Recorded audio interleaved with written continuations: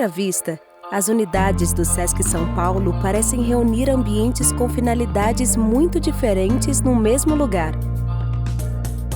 Piscinas, ginásios, clínicas odontológicas, teatros, espaços expositivos. O que teriam todos esses locais em comum?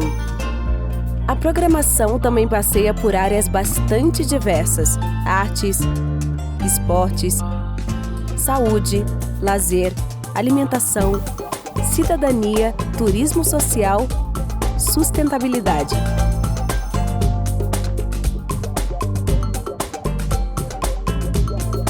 Desde criança venho aqui pro Sesc, sempre gostei de interagir com isso, né? Bolinha de gude, barro, pega-pega, correr no meio do campo, do mato, né? É isso que eu quero trazer para minha filha. É que ela tenha um espaço que ela possa brincar. Eu acho que é isso que é legal o Sesc trazer, né? Ele vem trazer essa união.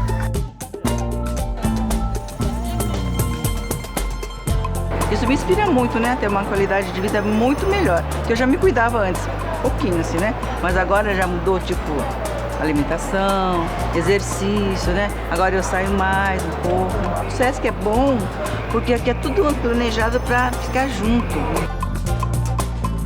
E para tudo ficar junto, é preciso pensar a cultura e a educação como conceitos amplos e integrados, imprescindíveis como preparação para uma vida de melhor qualidade.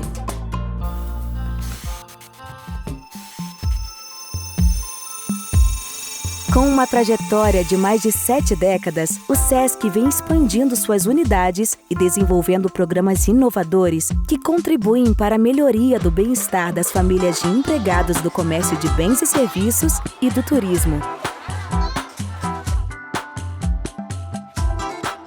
Os benefícios se estendem a toda a sociedade, porque as unidades se caracterizam como espaços de convivência criativa e democrática, sempre abertas ao público geral. Onde o Sesc entra, você começa a mudar. Você faz uma coisa boa, a cidade começa a mudar.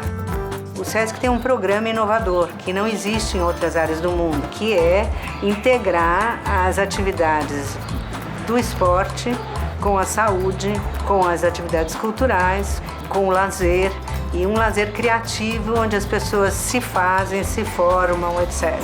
There are other places that have athletics and they have something for older people. So they're organizations, but then I've never encountered something like Sesc that has that type of penetration into the neighborhood and also something cultural to nourish people's soul. O Sesc é uma das mais importantes instituições nesse país de produção de saúde mental coletiva. O acesso aos programas se expande com as ações virtuais, em conteúdos diversos na plataforma digital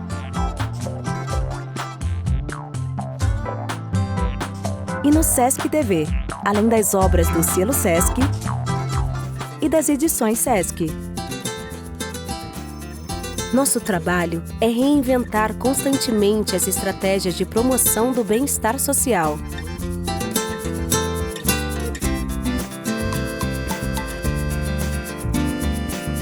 O futuro já está em construção. Os novos espaços físicos e virtuais são projetos que abarcam uma sociedade mais diversa, inclusiva e solidária.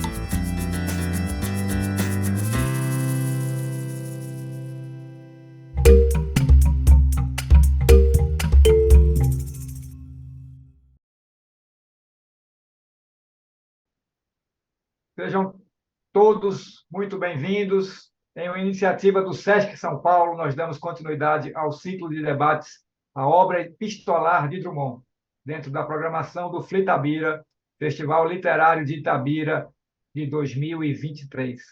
Nossa proposta é mostrar que, em paralelo à sua trajetória literária, Drummond construiu uma outra obra, composta de milhares de cartas trocadas com escritores e escritoras, e até também com anônimos.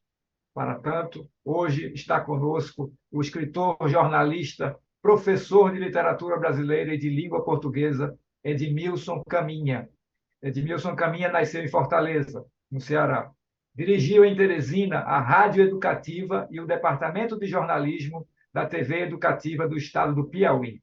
É consultor legislativo aposentado por concurso público de provas e títulos da Câmara dos Deputados em Brasília, de cujo conselho editorial foi presidente. Edmilson Caminha tem 23 livros publicados, entre os quais Pedro Nava, Em Busca do Tempo Vivido, Brasil e Cuba, Modos de Ver, Maneiras de Sentir, Raquel de Queiroz, A Senhora do Não Me Deixes, o poeta Carlos e outros Drummonds, e o romancista que não matou Brizola. Edmilson é membro da Academia Brasiliense de Letras, do PEN Clube do Brasil, do Instituto Histórico e Geográfico do Distrito Federal, da Associação Brasileira de Imprensa, do Observatório da Língua Portuguesa em Lisboa e do Conselho Editorial Drummond, da editora Record. Em 2006, recebeu da Prefeitura Municipal de Itabira o título de Itabirano de Coração. Em 2012, outorgado pela Câmara Municipal, o de Cidadão Honorário de Itabira. E em 2017, também concedida pela Câmara Municipal de Itabira, a medalha Carlos Drummond de Andrade. Edmilson, seja muito bem-vindo, muito obrigado por estar por aqui. O prazer é meu, Fábio. É uma grande alegria estarmos juntos, sobretudo para trocar ideias, conversar sobre Carlos Drummond de Andrade. É um prazer muito grande estar em tão ilustre companhia para nós prestarmos a homenagem que se deve a este escritor que eu costumo dizer foi não só dos mais importantes da literatura brasileira no século XX, mas uma das vozes mais eloquentes da poesia mundial. Drummond, a dimensão de Drummond é mundial. É preciso que nós nos demos conta desse privilégio, né, de ter um poeta que marcou a literatura do mundo no século XX. Então, é uma alegria muito grande estarmos juntos. Será uma boa conversa. Edmilson, já aproveitando esse seu mote aí, essa sua apresentação da dimensão de Carlos Drummond de Andrade, que extrapola as fronteiras brasileiras e até da literatura brasileira também, é um autor que, além da sua obra, ele tinha uma comunicação por escrito com várias pessoas, né? É uma correspondência vasta. O que é que isso representa para você? Muito. Eu sempre gostei, Fábio, de ler cartas, memórias, biografias, autobiografias, entrevistas.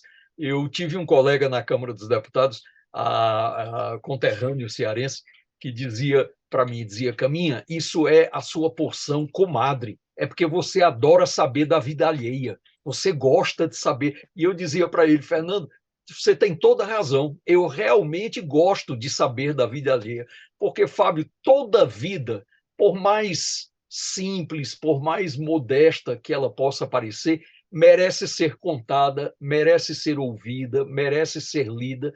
E na carta, né, na epistolografia, usando um termo mais acadêmico, os escritores, por maior que seja o cuidado deles em, digamos, querer fazer literatura naquele texto, mas ali, sobretudo, se revelam as pessoas, os seres humanos. Eu acho que nas cartas o escritor ele se abre, ele se desarma, né? Então é sempre muito rico você ler cartas, é sempre enriquecedor. E Drummond foi um correspondente exemplar, né?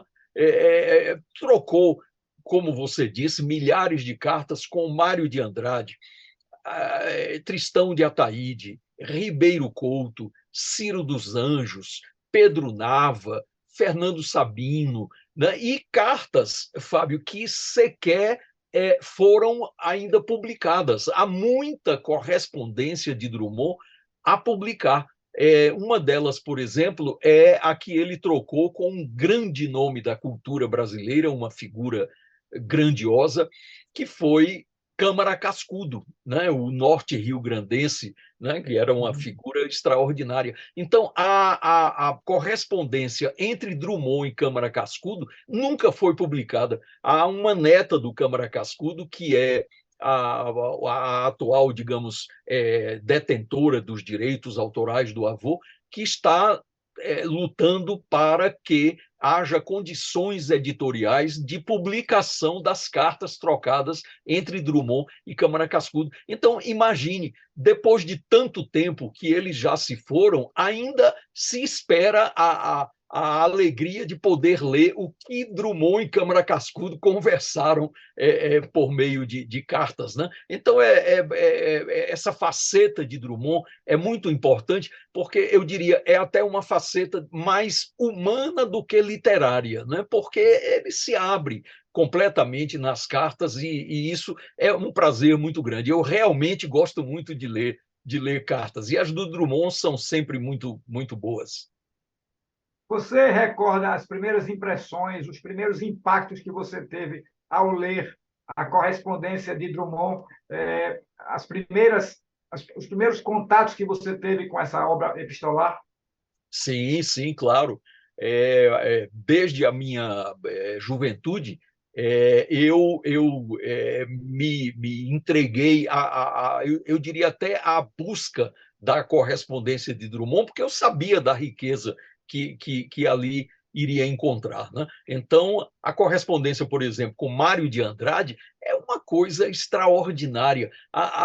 O que nós percebemos ali é uma troca de experiências, de ideias entre dois grandes nomes da literatura brasileira. O Drummond, quando publicou pela José Olímpio as cartas que recebeu de Mário de Andrade, ele deu a essa coletânea o nome de A Lição do Amigo, né? E Drummond, muito interessante, Fábio, ele tinha, Drummond para com Mário de Andrade, uma relação amistosa, uma relação de grande amizade, mas uma relação também respeitosa. É impressionante como o Drummond ele tinha digamos, uma admiração respeitosa por Mário de Andrade. E muitas das sugestões que Mário dava, Drummond publicava um poema em jornal ou em revista,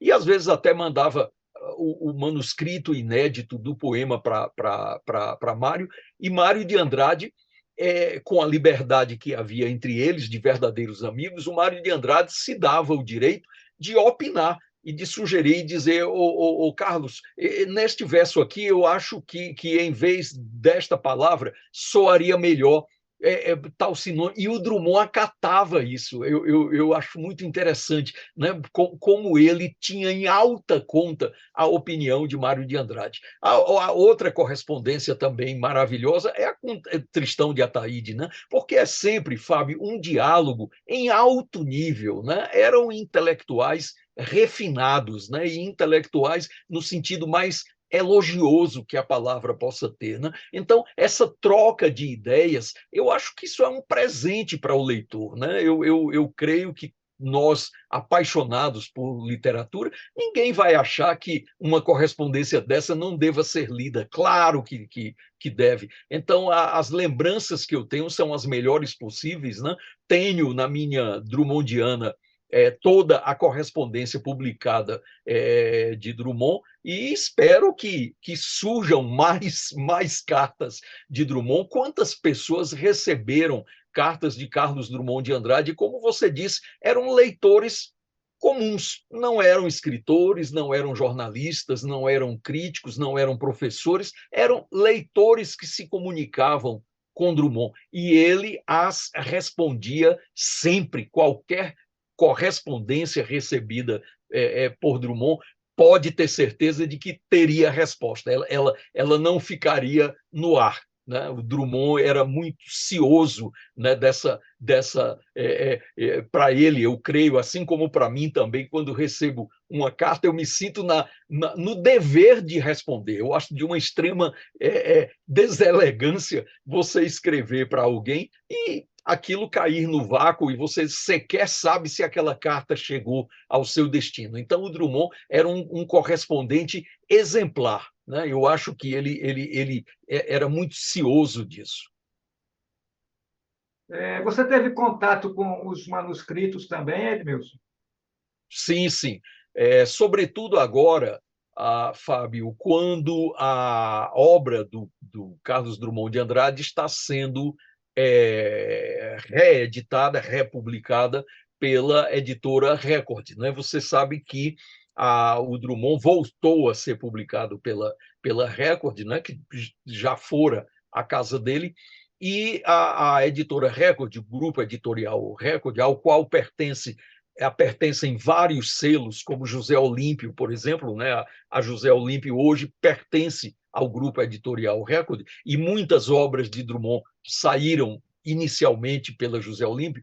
Então, a editora Record fez algo muito bonito, Fábio, porque eles disseram o seguinte: olha, não há muito sentido em nós apenas reeditarmos Drummond, pegar um livro que está na 24ª edição ou na 39ª e republicá-lo como se fosse apenas uma reimpressão. Então, o grupo editorial Record teve uma ideia que me parece muito bonita, porque eu sinto nisso uma homenagem a Drummond, instituiu um conselho editorial Drummond para cuidar das obras de Drummond agora reeditadas, desde alguma poesia a Faroel, né, o Amor Natural, né, que são livros póstumos, né, são edições póstumas. Eu tenho a honra e o privilégio de fazer parte desse conselho, e coube a mim,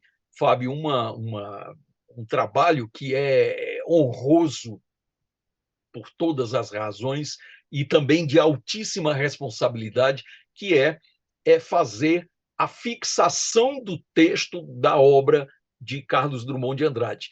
E aí entrará em algum momento a correspondência de Drummond, com Ciro dos Anjos, com Pedro Nava, né, com Ribeiro Couto, etc. E essa fixação do texto é um trabalho gigantesco, porque é fazer a conferência de, digamos, livros de poemas do Drummond, como As Impurezas do Branco ou como Boitempo, fazer a conferência poema por poema, estrofe por estrofe, verso por verso, vírgula por vírgula, porque nós sabemos que de uma edição para outra, é claro que o leitor comum, ele muitas vezes não percebe isso, porque ele não é, digamos, um profissional da literatura como nós, professores. Então, ele não percebe que de uma edição para outra há problemas. De uma edição para outra acontecem coisas, às vezes, até estranhas. Quando, por exemplo, dois pontos passam a ponto e vírgula. Quando uma palavra some de determinado verso e, às vezes, Fábio, um verso inteiro some do poema. E lá na frente reaparece misteriosamente. Então, o trabalho de você fixar o texto, dizer, não, este é o texto, este aqui é o texto definitivo, isso realmente é árduo, né? E muito honroso, claro, né? Então, nesse trabalho de fixação do texto da obra drummondiana, que não é exatamente uma revisão apenas, né? Porque a revisão você se detém muitas vezes apenas a correção de erros tipográficos, não. A coisa vai além, a coisa é um pouco mais profunda, porque você coteja a terceira edição com a segunda com a primeira, para ver se está tudo ok, se está. E muitas vezes, o Fábio, é uma coisa interessante, mudanças no texto de Drummond foram feitas por ele próprio.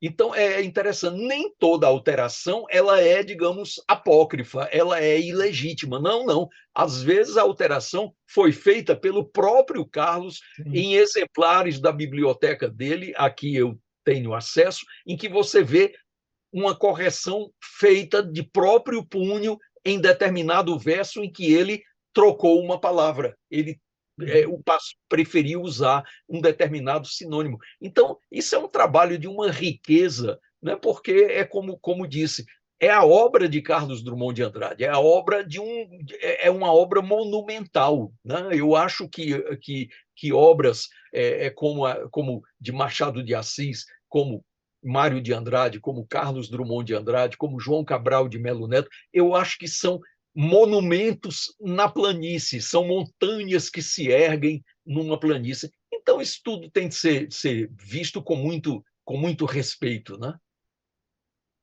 Ô, Edmilson, que tipo de observação, de curiosidade você poderia nos contar a respeito desses originais das cartas, hein? Tipo de papel, a caligrafia, o que é que você pode chamar a atenção para a gente? Sim, claro. Eu peço até, o Fábio, licença a você e aos que nos acompanham, para deixar a modéstia de lado e dar um exemplo pessoal. É, Claro. Esta é uma das cartas que recebi de Carlos Drummond de Andrade. Era sempre assim. O envelope era o inscrito do envelope era sempre à mão, né? Aqui se lê professor Edmilson Caminha Júnior. À época eu ainda usava Júnior, porque meu pai era vivo, e para evitar confusões eu usava o Júnior. Depois tirei. Então, Rua Professor Carvalho, 2889, apartamento 202, Aldeota, Fortaleza, Ceará. E no verso, sempre a etiqueta, né, a etiquetazinha, né, em que se lê C.D. Andrade. Eu acho até, o Fábio, uma coisa que sempre pensei, eu digo, puxa, por que é que o Drummond, no cartão, ele pôs apenas as iniciais? Eu tenho a impressão de que havia um cuidado da parte dele. É claro, por mais, digamos, modesto que ele fosse, ele sabia que era Drummond. Então, eu acho que uma carta com o nome do remetente Carlos Drummond de Andrade, ela correria um grande risco de não chegar ao destino. Então, eu acho que ele preferia usar apenas as iniciais, né? Rua Conselheiro Lafayette, 60, apartamento 701, Copacabana, Rio de Janeiro, Brasil. Apartamento aqui fui com Ana Maria, minha mulher, e lá fomos recebidos sempre principescamente por Drummond e Dona Dolores, que foi a companhia da vida inteira. Mas a história desta carta, Fábio, é interessante pelo seguinte: em 1982, a Drummond completou 80 anos de idade, né? Ele nascido em 31 de outubro de 1902, em Itabira.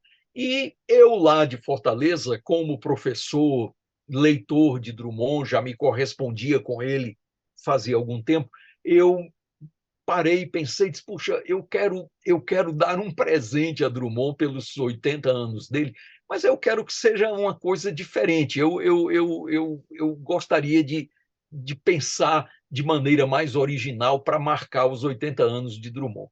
E então, Fábio, encomendei a um artesão cearense chamado Edgar Andrade de Freitas.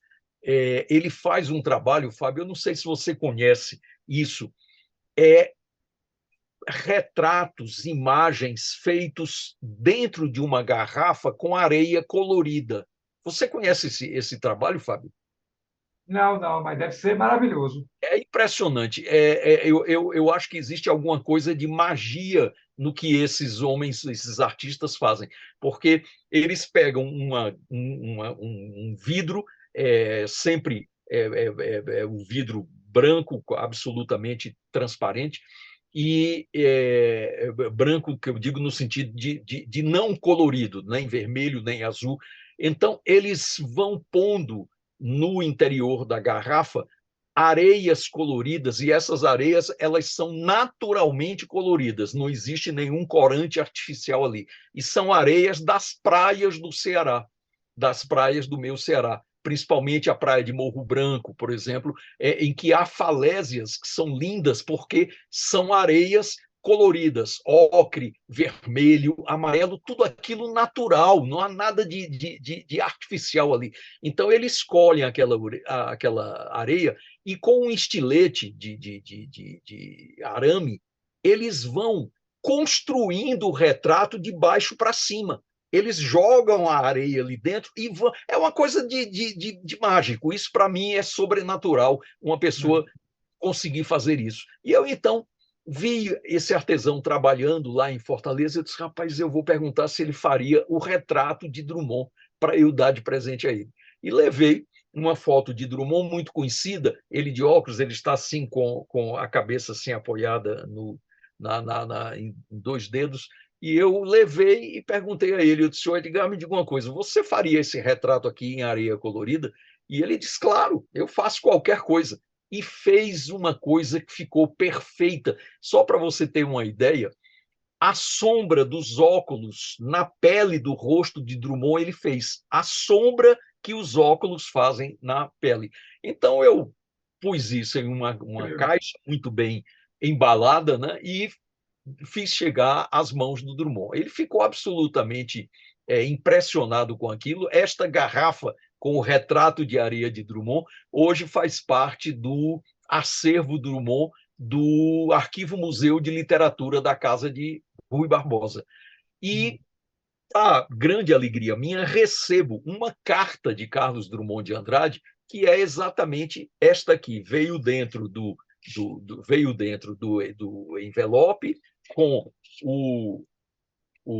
este catálogo da exposição comemorativa dos 80 anos dele, na casa de Rui Barbosa, e a carta, e aí eu respondo ao que você me perguntou.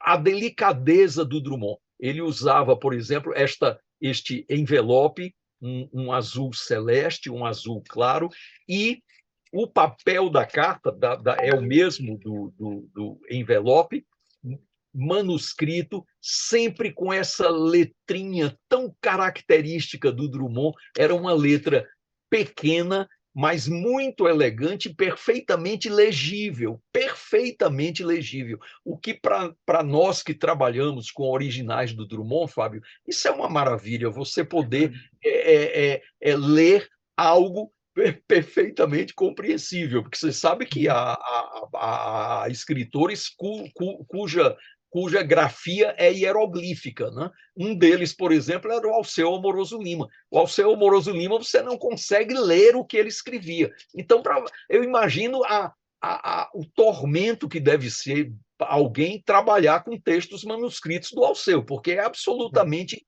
ininteligível. Então, o Drummond, sempre com essa letrinha dele, me mandou uma carta que eu gostaria, Fábio, de ler como exemplo da correspondência de Carlos Drummond de Andrade. Posso fazê-lo? Por favor. Ok, então o Drummond diz aqui, Rio, 14 de novembro de 1982. Eu mandei a garrafa com o retrato de areia algumas semanas antes do aniversário dele, que era 31 de outubro. Eu me antecipei para que chegasse às mãos dele antes do aniversário. Aí ele escreve, meu caro Edmilson, não lhe agradeci em tempo o originalíssimo, entre parênteses, retrato de areia, porque, mineiro que sou, queria ter certeza de completar os 80 anos para fazer jus à dádiva. Agora que me instalei nessa mansão quase centenária, posso dizer que o trabalho do meu provável parente Edgar Andrade de Freitas me surpreendeu e encantou pela incrível realização plástica do autor. E todos aqui sentem o mesmo, pois a peça figura na exposição que me dedicou à Casa de Rui Barbosa. Veja o catálogo anexo, número 207, em que está registrada a presença da peça lá. E causa admiração geral. Mas você explicou tão bem o processo de fatura que não é lícito duvidar da autenticidade desse, entre aspas, milagre criativo do Edgar. Meu agradecimento se impõe, mas outro agradecimento se impõe. Este do paladar, pelo doce de caju que me está reconfortando neste fim de festa, quando minhas energias foram consumidas ao calor dos projetores de TV e das perguntas nem sempre inteligentes dos repórteres. Enfim, atravessei com relativa bravura as comemorações, que me deram uma ideia perfeita da generosidade da nossa gente. Nunca poderia imaginar que concentrassem em minha pessoa tal sentimento de carinho pelos homens de letras, geralmente objeto de reduzida atenção popular. Foi profundamente comovedor e só posso atribuir o fato à índole bondosa de nosso pessoal, que vai procurando e descobrindo novos meios de manifestar o seu desenvolvimento estético. Já temos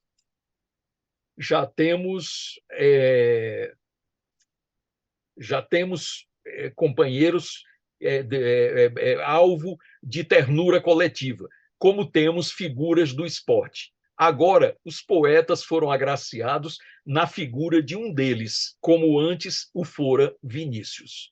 Analisando-me a frio, e acho que me conheço bem ao longo de um alto convívio de tantas décadas, vejam que as homenagens excederam muitíssimo as dimensões do meu trabalho literário, mas se justificam na medida em que focalizam o escritor brasileiro sem poder político ou econômico, o escritor brasileiro como unidade social. Mesmo assim, fiquei esmagado.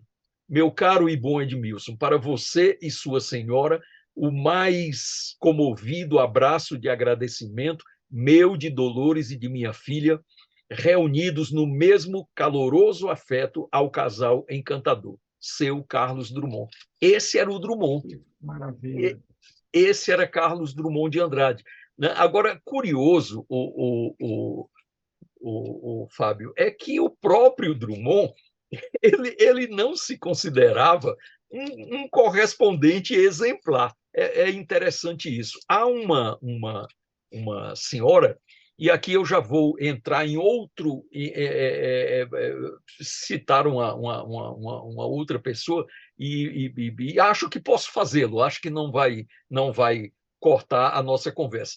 Ela foi uma correspondente de Drummond durante muitos anos, uma senhora chamada Trude Landau. Ela publicou este livro chamado Carlinhos Querido, a amizade postal entre o poeta Carlos Drummond de Andrade e a escritora Trude Landau. Este livro foi publicado pela editora Keila e Rosenfeld em 1992.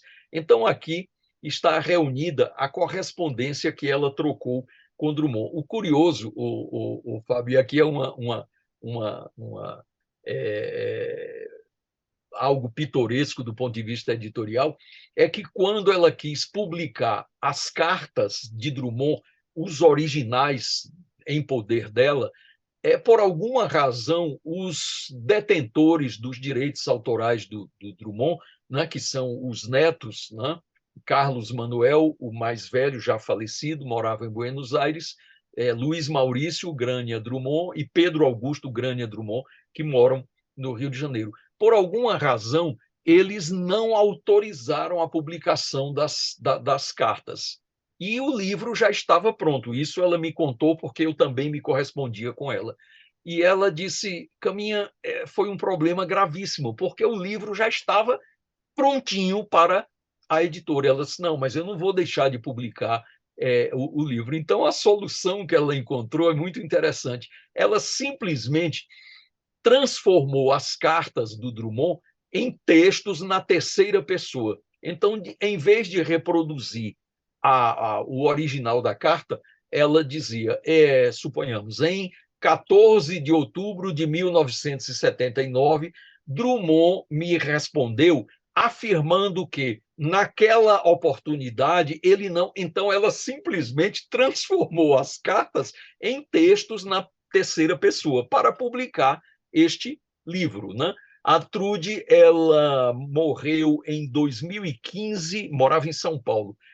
Aos 95 anos de idade, viveu muito. A história dela era impressionante. Ela era alemã que veio para o Brasil, fugida do nazismo, os pais morreram em campos de concentração, e ela veio para o Brasil. Casou-se com um francês, também judeu, e vieram para o Brasil. E ela, então, era absolutamente apaixonada pela poesia do Drummond, e começou a se corresponder com ela. Eu escrevi, o Fábio, uma crônica que está publicada em um livro meu já há muitos anos, ela viva ainda, a Trude. Então, eu digo aqui o seguinte, no correr de 9 anos, Trude mandara para Drummond 500 cartas,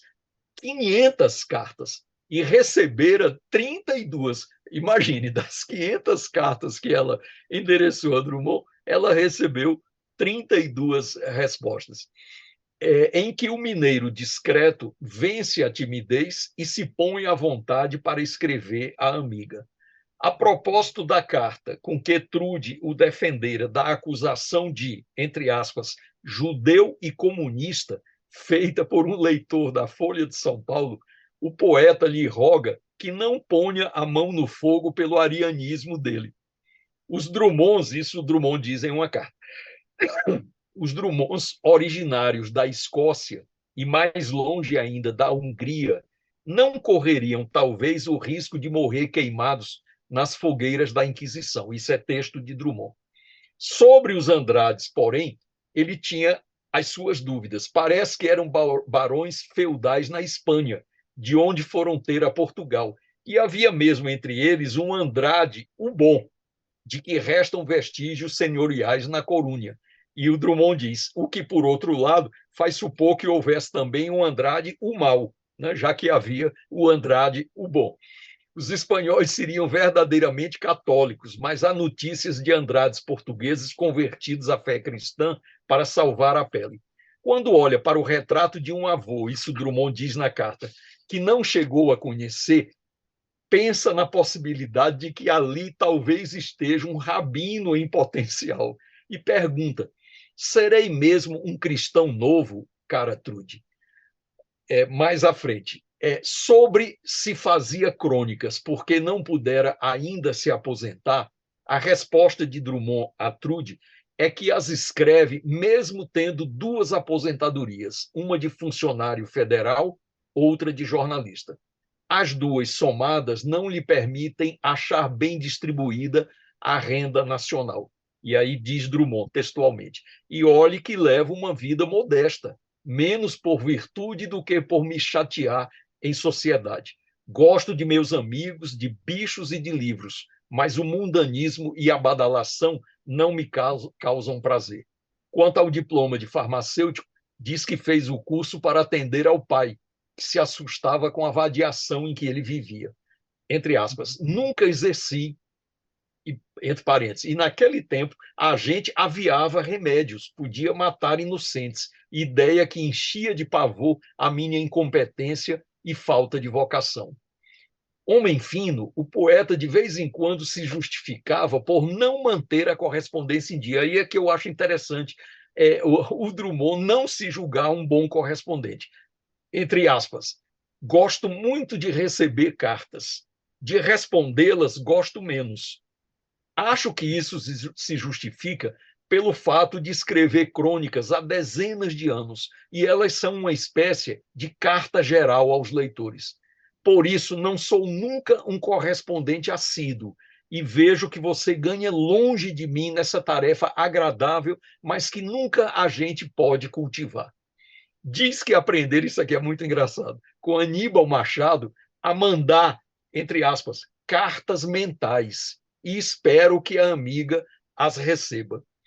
como a se desculpar da omissão, manda-lhe os contos plausíveis à edição, com uma dedicatória plena de afeto. A Trude querida, maior e melhor escrevedora de cartas em todo o mundo, lutadora de todas as causas justas e perdidas, coração cheio de solidariedade, o abraço amigo de quem não escreve carta nenhuma. Carlos Drummond. Muito, muito interessante, né? Agora aqui você vê, Fábio, o que eu disse antes, o Drummond se revela nessas cartas como pessoa.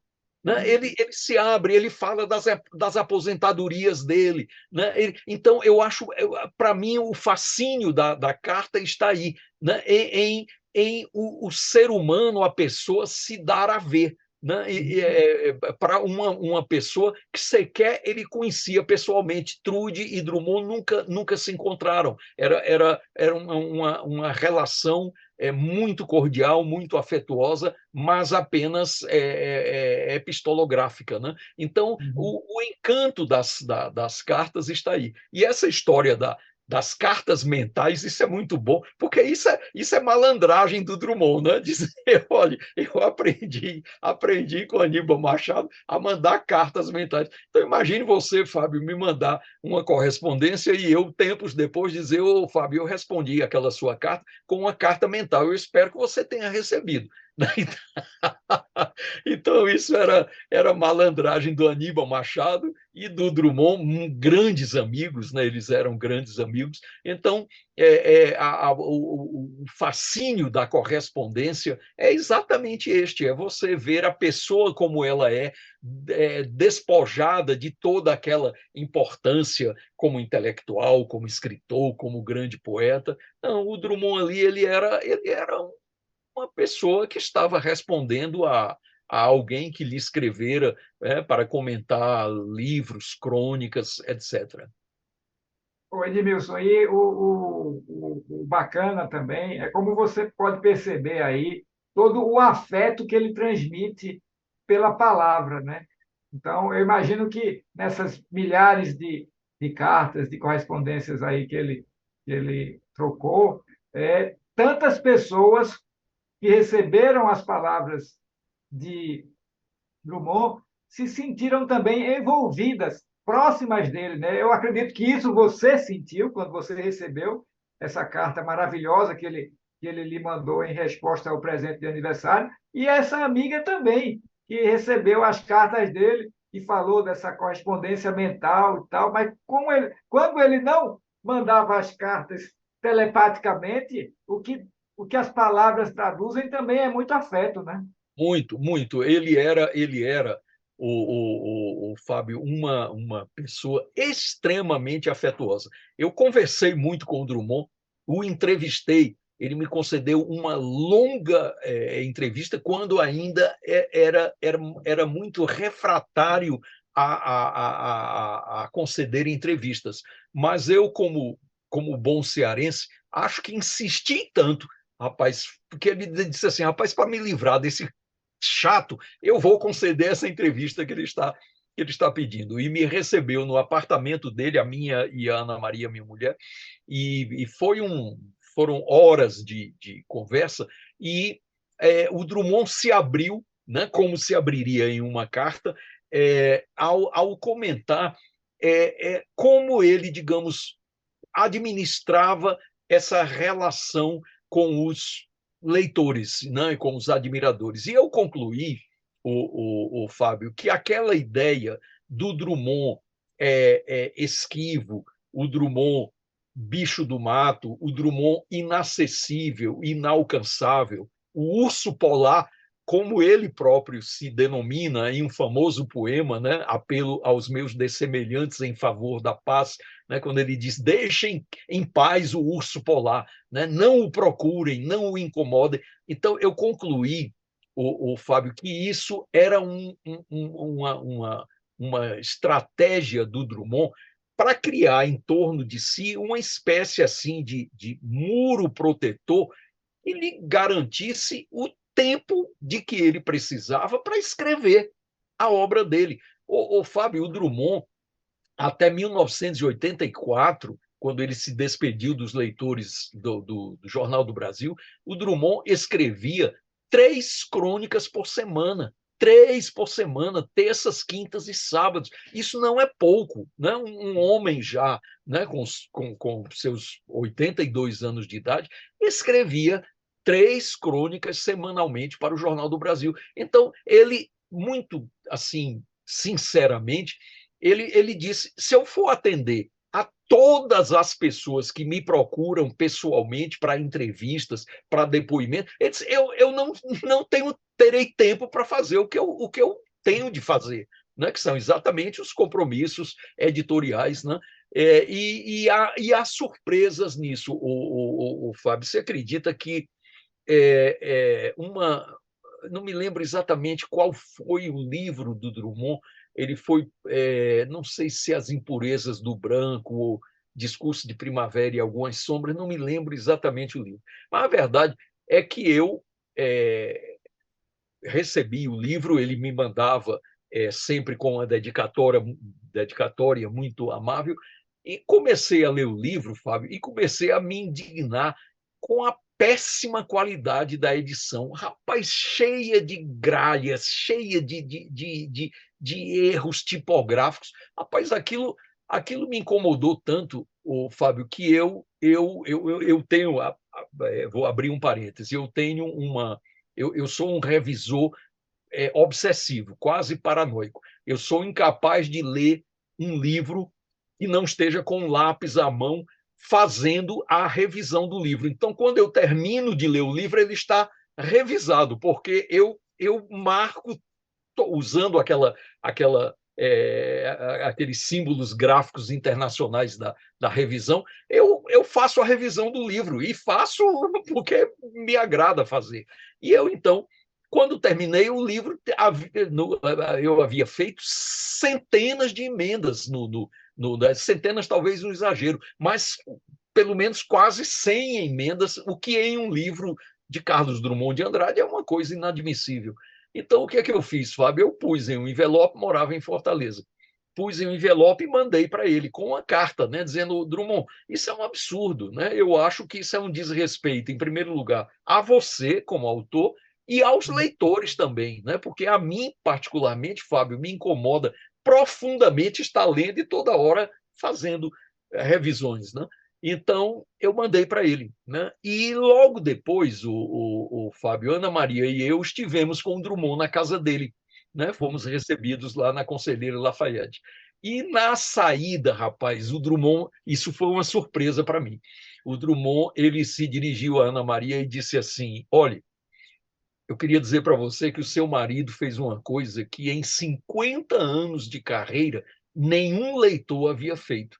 Ele recebeu o livro, fez toda a revisão do livro e me mandou de volta, né, expressando a indignação dele por aqueles erros. Foi a primeira vez que um leitor fez isso para mim. Rapaz, isso foi uma surpresa, porque eu achava que era comum. Eu disse: olha, muitos leitores devem fazer isso, devem, né, dizer: olha, Drummond, naquele poema tal eu encontrei um erro tipográfico tal. Disse, pela primeira vez alguém fez isso. Então eu digo: rapaz, olha que coisa, né? Eu achando que estava fazendo algo que era comum a ele. Ele disse: não, nunca ninguém havia feito isso. Então, são coisas que mostram a delicadeza do Drummond. E eu costumo dizer o seguinte: havia, Fábio, essa barreira criada pelo próprio Drummond como um mecanismo de proteção.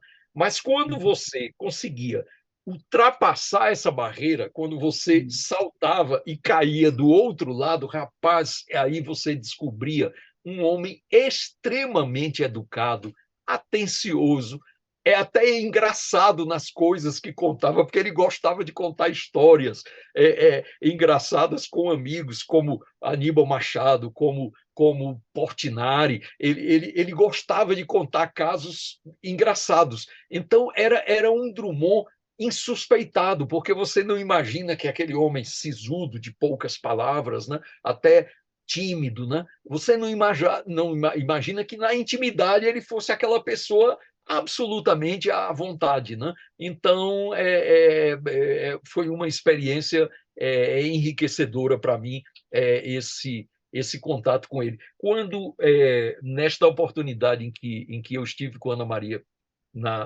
com Drummond e Dona Dolores, Ana Maria estava grávida da nossa segunda filha, e um barrigão imenso, lindo.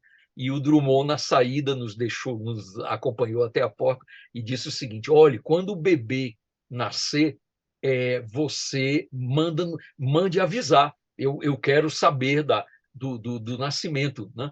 Do bebê, será o segundo filho de vocês e tal. E aí nasceu a Ana Carolina, e então nós costumávamos fazer um cartãozinho. Um grande amigo meu, artista plástico cearense, eu pedia que ele fizesse um cartãozinho de participação do nascimento do filho para mandar para os amigos. E mandei para o Drummond. E qual não foi a nossa surpresa e a nossa emoção quando, 2 semanas depois, nós recebemos uma carta do Drummond com um poema presente pelo nascimento da Ana Carolina. Então, imagine a que ponto chegava, Fábio, a delicadeza do Drummond. Ele escreveu um poema para Ana Carolina, que acabara de nascer. Então, ele era esse homem, era essa pessoa, né, que primava, né, pela fidalguia, né? Era realmente uma pessoa de quem eu guardo uma recordação muito afetuosa por todas essas demonstrações de carinho para com uma pessoa, o Fábio, e digo isso não é com falsa modéstia, uma pessoa que não tinha a menor importância para ele. Eu era apenas um leitor, era um professor de língua, de literatura e um leitor de Drummond. Eu não tinha uma coluna de crítica literária em um grande jornal, eu não era um grande editor brasileiro, né, que pudesse dizer: olha, eu posso fazer grandes edições de seu livro. Não, eu era apenas um leitor como milhares que ele conquistara ao longo da vida, né? E ele tinha essa atenção, essa delicadeza. E eu tenho a certeza, Fábio, isso não era só comigo. Falando absolutamente de maneira franca, eu acho que ele era assim com todos aqueles que escreviam para ele, que o encontravam em determinado momento, né? Então, é esse o testemunho que eu dou, né, sobre o Drummond, o correspondente Drummond, né, aquela pessoa que para mim, pelo menos as cartas que eu escrevi para ele, todas tiveram resposta, todas. A Trude Landau não podia dizer isso, né? Porque das 500 cartas, recebeu apenas 32 respostas, mas cartas muito substanciosas, né? Tanto que deram um livro, né? Que faz parte hoje da bibliografia sobre Drummond.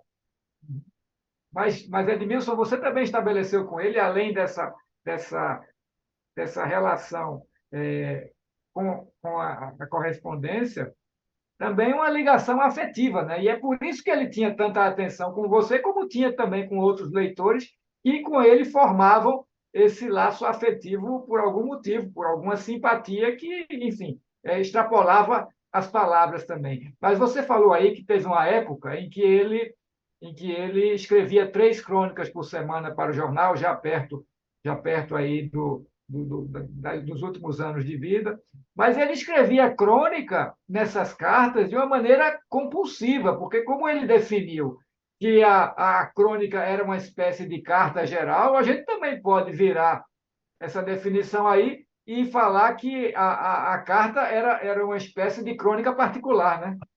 É verdade, é verdade. Você tem toda a razão, concordo com você, né? Agora, o que eu acho, o Fabi, falando aqui francamente, e isso o Drummond me disse, ele disse: olha, eu não tenho condições de receber pessoas que sequer conhecem a minha obra. E ele contou um caso interessante. Ele, cronista do Jornal do Brasil, recebe um telefonema do MF Nascimento Brito, né, o Manuel Francisco Nascimento Brito, diretor do Jornal do Brasil, e o Nascimento Brito disse para ele: ô Drummond, você é um cronista da casa, você é o grande nome do Jornal do Brasil, e está lançando agora um novo livro. E, Drummond, eu queria que você abrisse uma exceção e recebesse um repórter nosso para uma entrevista. É um pedido pessoal que eu lhe faço e tal. E o Drummond disse, olha, eu não tive como negar, né, esse pedido do Nascimento Brito. Eu disse, então, me preparei, marquei uma hora. Ele era, o Drummond, Fábio, abrindo um parênteses, ele era extremamente organizado em tudo, né? O Drummond, ele é o sonho de todo arquivista, de todo pesquisador, porque ele mantinha tudo absolutamente organizado. Os originais do Drummond, o arquivo pessoal de Drummond, a que eu tive acesso graças à generosidade dos netos, é impressionante. Todas as crônicas do Drummond ele recortava, colava em uma folha, datava, né, e arquivava. Fotos, a mesma coisa. Eu vi fotos da infância de Drummond, todas elas coladas e com a indicação de que aquela foto fora feita em 1914, ele com 12 anos de idade. Era uma coisa impressionante, organizadíssimo, né? Então, o Drummond preparou-se para receber esse repórter do Jornal do Brasil, que ele concluiu depois que era uma mocinha que estava começando dando os primeiros passos no Caderno B do Jornal do Brasil, o famoso Caderno B do Jornal do Brasil. E ela, então, chegou, o Drummond recebeu e disse, olha, estou à sua disposição para que você queira perguntar. E ela disse, Drummond, este seu livro, agora, ele é de poesia, né? Ou é de crônica? Aí ele disse que já se assustou com isso. Ele disse, puxa, não é possível que essa moça, eu mandei o livro para o Caderno B do Jornal do Brasil, para os meus colegas do Caderno B, eu concluo que essa moça, ela sequer viu o livro. E aí ele disse, é um livro de poemas. Aí ela disse, sim, mas poemas exatamente sobre o quê? Qual é o tema? Aí ele disse, rapaz, aí eu cheguei à conclusão de que seria impossível aquele diálogo. Então ele disse assim, minha filha, vamos fazer uma coisa, eu tenho uma proposta a fazer a você.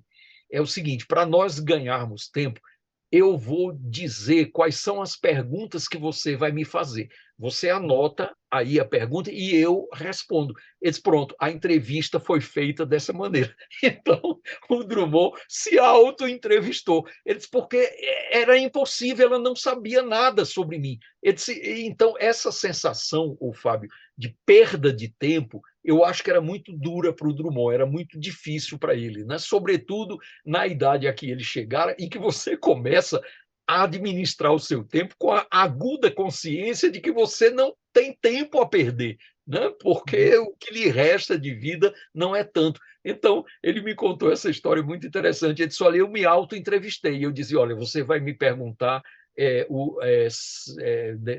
este meu livro, se ele tem poemas inéditos ou se são poemas já publicados e tal. Ele disse, ela anotava e eu respondia à pergunta. Então, eu acho que era por aí, digamos, o desconforto do Drummond com pessoas que o procuravam e, às vezes, sem condição sequer de entabular uma conversa com ele, né? Quando ele encontrava, eu acho, leitores que realmente conheciam a obra dele e gostariam de conversar sobre isso com ele, eu acho que a atitude dele era outra. Foi que ele teve, por exemplo, com a Trude Landau, né? Teve comigo, né? E, claro, não precisa nem falar nos grandes amigos da vida inteira, né? Como Ciro dos Anjos, como Pedro Nava. Aí eram amizades fraternas, né? A relação deles era de irmãos, né? Esse caso que você nos relata também, ele é exemplar de uma gentileza que ele teve com a menina, né? Poderia não ter sido tão gentil, né? Exatamente. Eu tenho a impressão, quando ele me contou essa história, eu tenho a impressão de que o sentimento do Drummond foi quase de pena, porque ele viu o seguinte, ela era uma iniciante, era uma jovenzinha que estava começando a carreira de jornalismo, e eu acho que ele disse assim, olha, eu me sinto na obrigação de ajudar essa moça, né? Ela não pode sair daqui dizendo que não me entrevistou, isso vai ser péssimo para ela. Eu acho que ali pesou muito esse sentimento do Drummond de dizer, não, eu acho que eu devo ajudá-la, né?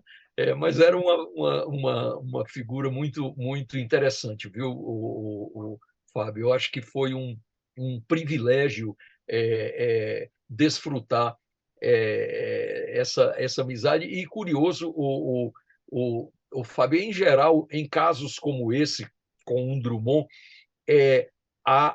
o Drummond representaria, digamos, a ponta final de uma cadeia de amizade. No meu caso, foi o contrário.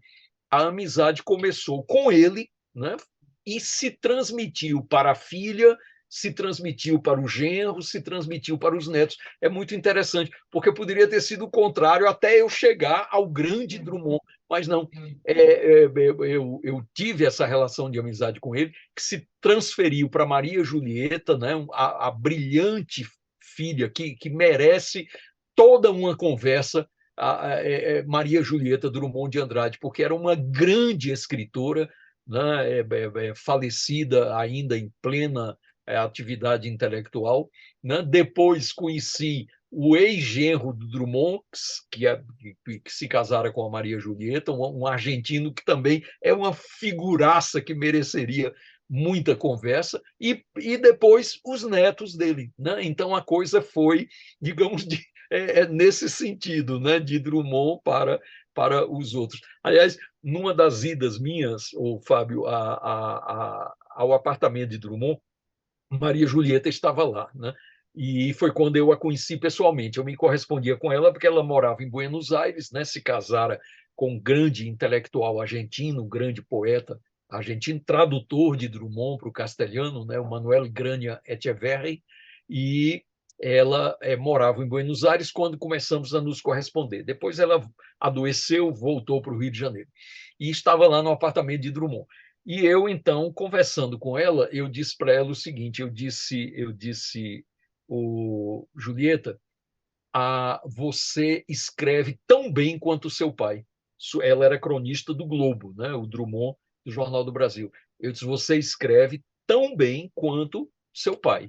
E ela olhou para mim e disse assim, olha, esse elogio que você me faz merece uma confidência.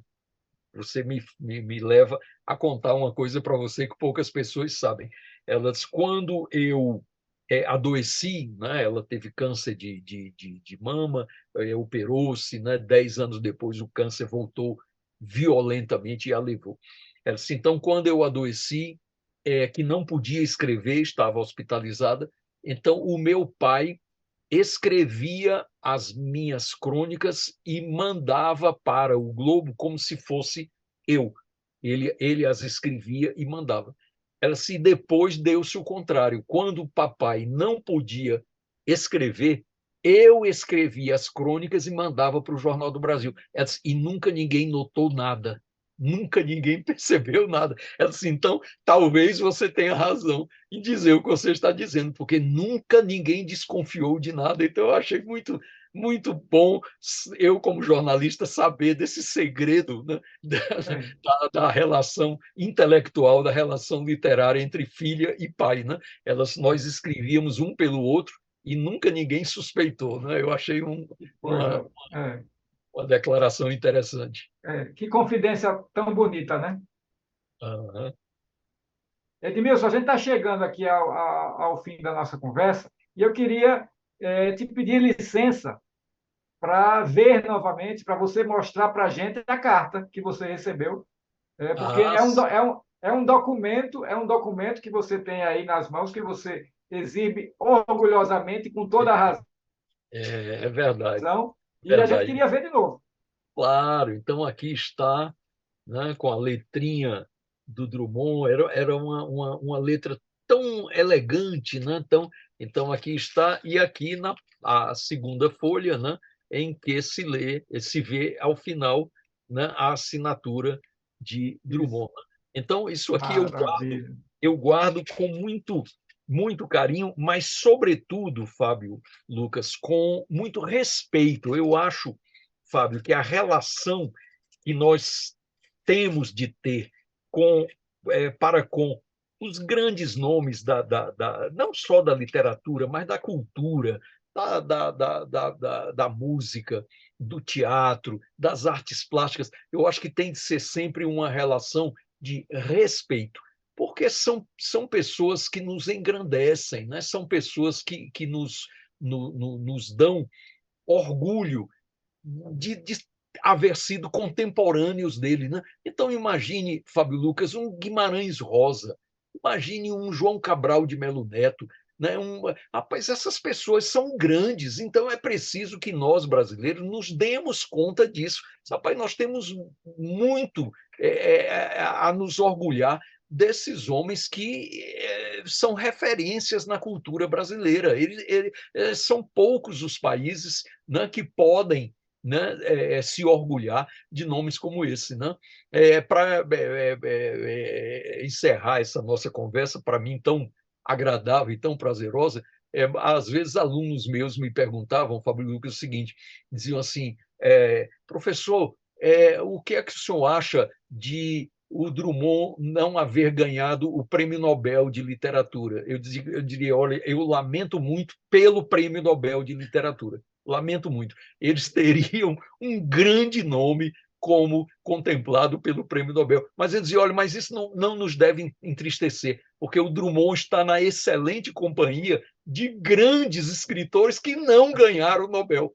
Né? Borges não ganhou, Proust não ganhou, Joyce não ganhou, Drummond não ganhou, Guimarães Rosa não ganhou. Então, essa companhia, eu acho que talvez possa ser até mais ilustre do que a companhia dos que ganharam, viu? Talvez os maiores não tenham conseguido, né? Exatamente, Fábio. Edmilson Caminha, mais uma vez, muito obrigado pela sua participação aqui no ciclo de debates A Obra Epistolar de Drummond, na programação do Flitabira 2023, Festival Literário de Itabira, que é uma iniciativa do Sesc São Paulo, esse ciclo de debates. Muito obrigado, Edmilson. Até uma próxima oportunidade. Quem agradece sou eu, Fábio. Essa